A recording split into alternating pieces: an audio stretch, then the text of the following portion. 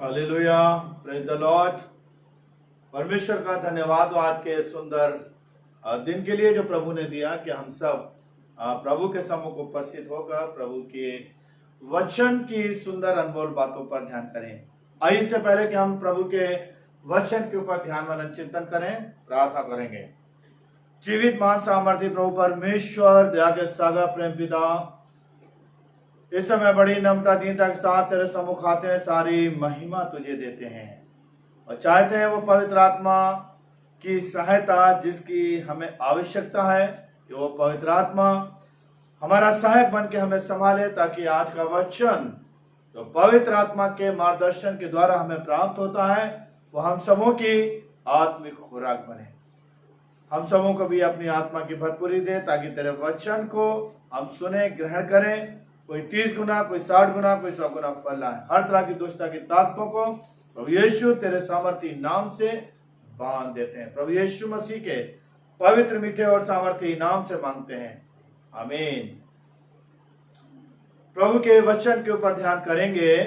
श्रेष्ठ गीत उसका 2 अध्याय और उसकी पहली आयत। पवित्र वचन बाइबल में से देखेंगे, श्रेष्ठ गीत उसका 2 अध्याय और उसकी पहली आयत, जहां प्रभु के वचन में लिखा है, मैं शारोन देश का गुलाब और तराई में का सोसन फूल हूं। मैं शारोन देश का गुलाब और तराई में का सोसन फूल हूं। I am a rose of Sharon and a lily of the valley. मेरे प्रिय अजीजों, जब हम पहाड़ों का जिक्र करते हैं तो हम ऊंचाइयों की तरफ देखते हैं, और जब हम ऊंचाइयों की तरफ ध्यान करते हैं तो ऊंचाइयों पर खुदा जिंदा परमेश्वर मौजूद है और जो आसमानों के आसमान में निवास करता है। और इसलिए मेरे प्यारे अजीजों, हम अपनी निगाहें जब ऊपर लगाते हैं तो हम परमेश्वर की ओर देखते हैं, मगर जब हम वादियों का जिक्र करते हैं तो हम नीचे की तरफ देखते हैं। और नीचे इस संसार में गुनहगार इंसान, ऊपर आसमान में पवित्र परमेश्वर मौजूद है और नीचे जमीन पर हम देखते हैं गुनहगार इंसान है। यहां पर वादी में सोसन का फूल नजर आ रहा है। हैरानी की बात, तो जो मैं इस बात को कह रहा हूं, ये हैरानी की बात, ये वो उस सोसन फूल की बात नहीं है जो पृथ्वी पर खिलते हैं। ये उस सोसन के फूल की बात हम कर रहे हैं जो कि प्रभु यीशु कह रहा है कि मैं शारोन देश का गुलाब और तराई में का सोसन फूल हूं। आइए धर्मशास्त्र पवित्र वचन बाइबल में देखेंगे कि यह सोसन का फूल किस तरह से मसीह है। फिलिपियों की पुस्तक उसका 2 अध्याय और उसकी 6 और 7वीं आयत में देखेंगे तो वहां वचन लिखा है, जिसने परमेश्वर के स्वरूप में होकर भी परमेश्वर के तुल्य होने को अपने वश में रखने की वस्तु ना समझा, वरन अपने आप को ऐसा शून्य कर दिया और दास का स्वरूप धारण किया और मनुष्य की समानता में हो गया। अर्थात हम यहां पर यह देखते हैं कि वो परमेश्वर जो स्वर्ग में ऊंचे पर विराजमान है, गुनहगार इंसानों को बचाने के लिए इस पृथ्वी पर सोसन का फूल बन करके आ जाता है। गुनहगार इंसान को बचाने के लिए वो अपने आप को खाली करता है, शून्य करता है और मनुष्य का रूप धारण करके इस पृथ्वी पर आता है। ये मसीह यीशु परमेश्वर कैसे है, हम इस बात पर गौर करेंगे। पहले ये यीशु मसीह परमेश्वर कैसे है। अगर हम उत्पत्ति उसका 1 अध्याय और उसकी पहली आयत में देखें तो वहां पवित्र वचन में लिखा है, आदि में परमेश्वर ने आकाश और पृथ्वी की सृष्टि की। आदि में परमेश्वर ने, और यूहन्ना उसका 1 अध्याय उसकी पहली आयत पर अगर हम गौर करेंगे तो वहां क्या लिखा है, आदि में वचन था। एक जगह आया है पुराने नियम में आदि में परमेश्वर था और नए नियम में क्या है, आदि में वचन था। तो किस तरह से ये परमेश्वर वचन होता है, या आदि में वचन था और वचन परमेश्वर के साथ था, इस पर हम जरा गौर करें। यूहन्ना उसका 1 अध्याय उसकी पहली आयत में क्या दिया हुआ है, आदि में वचन था और वचन परमेश्वर के साथ था और वचन ही परमेश्वर था। पुराने नियम में दिया आदि में परमेश्वर था, नए नियम में दिया है यूहन्ना में आदि में वचन था। तो हम ये देखें कि ये परमेश्वर वचन कैसे या वचन परमेश्वर कैसे। तो यूहन्ना 1:1 स्पष्ट कहता है आदि में वचन था। और ग्रीक भाषा का अगर लोगोस शब्द का इस्तेमाल करें तो वचन शब्द के लिए वहां पर आया है क्राइस्ट यानी मसीह। तो हम देखें कि आदि में वचन था यानी कि आदि में मसीह था और वचन परमेश्वर के साथ था, मसीह परमेश्वर के साथ था और वचन ही परमेश्वर था यानी वो मसीह ही परमेश्वर था। तो यहाँ पर हम एक परमेश्वर की अगर ट्रिनिटी के ऊपर गौर करें, कभी कभी हम इस बात को नहीं समझ पाते हैं परमेश्वर के त्रिएकता की वो तीन भी है और एक भी है। और उसके समझने के लिए अगर मैं आपको बताना चाहूं कि जिस तरह से एक बर्फ का टुकड़ा है वो एक ही बर्फ का टुकड़ा मगर उसमें तीन गुण है, तीन विशेषताएं, तीन खूबियां। कैसे? एक बर्फ का टुकड़ा है और वो जब पिघलता है तो वो पानी बनता है, पानी भी है उसमें और उसमें भाप भी है। बर्फ का टुकड़ा एक ही है मगर उसमें क्या तीन गुण है कि वो बर्फ का टुकड़ा भी है, पानी भी है और भाप भी है। और अगर हम विज्ञान के फार्मूले, साइंस के फार्मूले के अनुसार अगर हम देखें ice, steam, water, ice, steam और वाटर के तीनों जो फार्मूले हैं क्या है? H2O, H2O, H2O। तो इसी तरह से जो है कि परमेश्वर तीन है, पिता, पुत्र, पवित्र आत्मा। तो पिता के रूप में सारे संसार की सृष्टि करता है, पुत्र के रूप में मनुष्य जाति को बचाने के लिए आता है और पवित्र आत्मा के रूप में वो हमारे बीच में काम करता है। यूं वो वचन जो परमेश्वर था इंसानों को बचाने के लिए देहधारी होता है। हालेलुया। अगर हम यूहन्ना उसका पहला अध्याय की 14वीं आयत को देखें तो वहां लिखा है और वचन देहधारी हुआ। वही परमेश्वर किस तरह से प्रभु यीशु मसीह में होकर के मनुष्य रूप लेकर के इस संसार में आता है। सवाल उठता है कि वो इंसान क्यों बना, वो मनुष्य का रूप उसने धारण क्यों करा।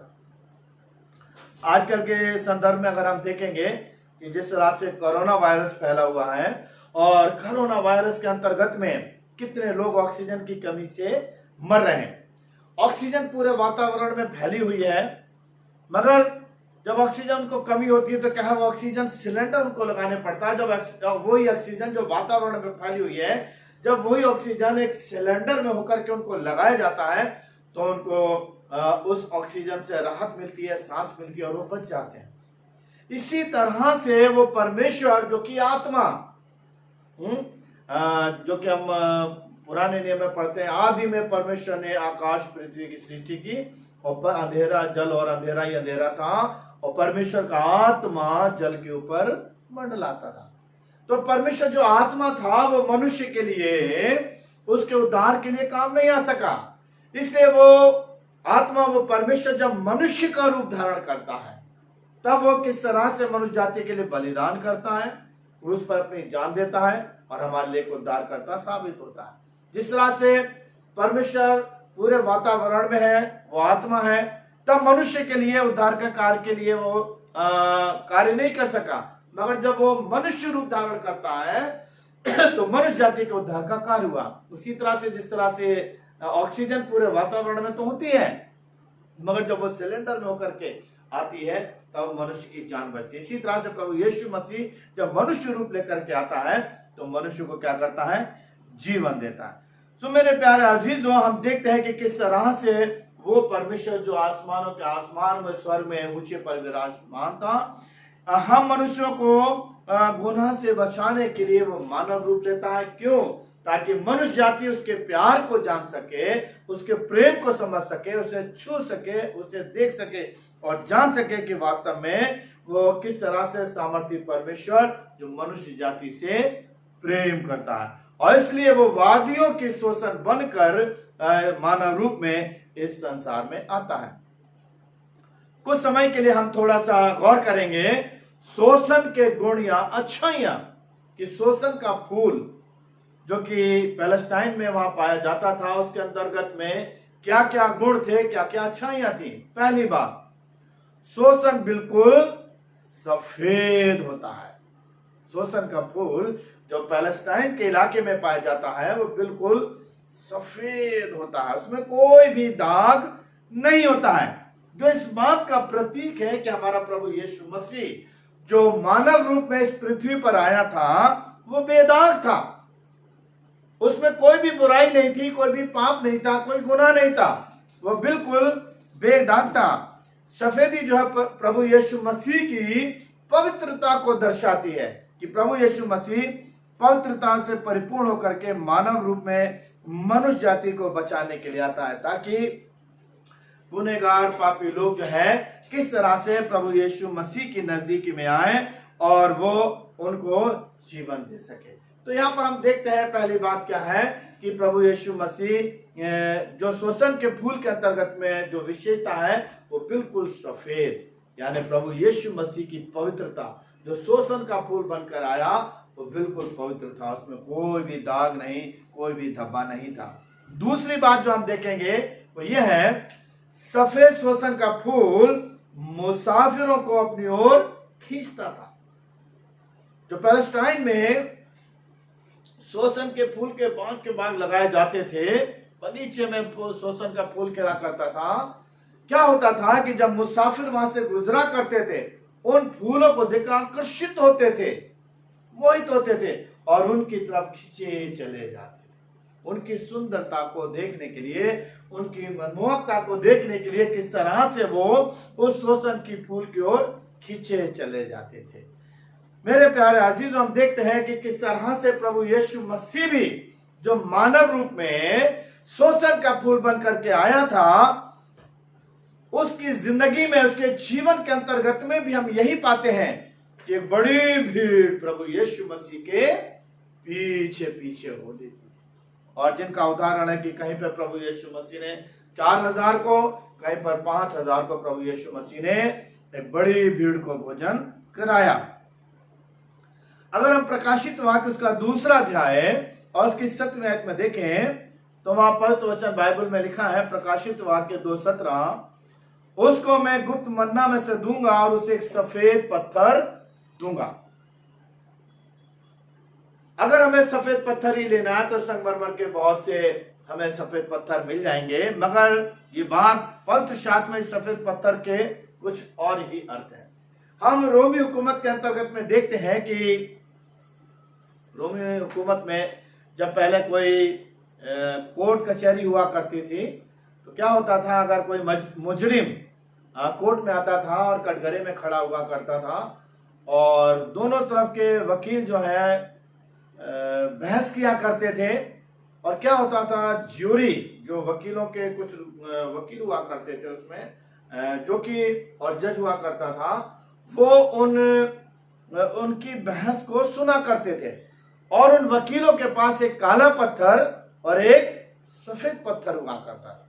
और जब बहस हो जाया करती थी तो क्या होता था कि जज के सामने एक टेबल पर एक पीतल का जार हुआ करता था, जिसमें वो जो वकील हुआ करते थे जिनके पास एक काला पत्थर होता था, एक सफेद पत्थर होता था, तो दोनों की जब बहस होती थी वो सुन के वहां से उठ करके आते थे और एक एक पत्थर उस जार में डाल दिया करते थे। फिर जज जो होता था वहां पर बैठता था, फिर वो उनको निकाल करके उनको गिना जाता था। अगर काले पत्थर अधिक होते थे तो उस व्यक्ति को सजा दे दी जाती थी, और यदि सफेद पत्थर अधिक होते थे तो उस व्यक्ति को स्वतंत्र कर दिया जाता था, बरी कर दिया जाता।